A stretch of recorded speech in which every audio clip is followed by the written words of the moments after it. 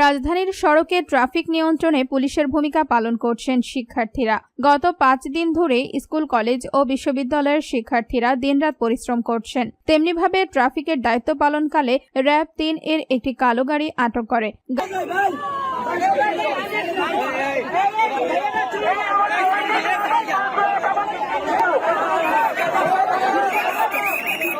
গাড়িতে করে করে 2 জন স্নাইপার নিয়ে যাচ্ছিল।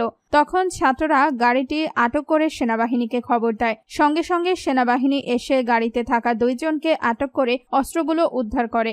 শেখ হাসিনার সরকার পতনের পর ট্রাফিক পুলিশ ঢাকার সব সড়ক থেকে উঠে যায়। পরিস্থিতি স্বাভাবিক হওয়ার পর সব অফিস খুলে যায়। যানবাহন চলাচল পুরোদমে শুরু হলে বিশৃঙ্খল পরিস্থিতির সৃষ্টি হয়। সড়ক পরিস্থিতি স্বাভাবিক রাখতে প্রধান ও জনবহুল সড়কগুলোতে বিভিন্ন প্রতিষ্ঠানের শিক্ষার্থীরা ট্রাফিক নিয়ন্ত্রণে কাজ শুরু করে। গত কয়েকদিনের ধারাবাহিকতায় শুক্রবার ছুটির দিনেও শিক্ষার্থীদের ট্রাফিক নিয়ন্ত্রণে কাজ করতে দেখা যায়। শুক্রবার ছুটির দিন হলেও সব সড়কে মানুষের বেশ চাপ ছিল।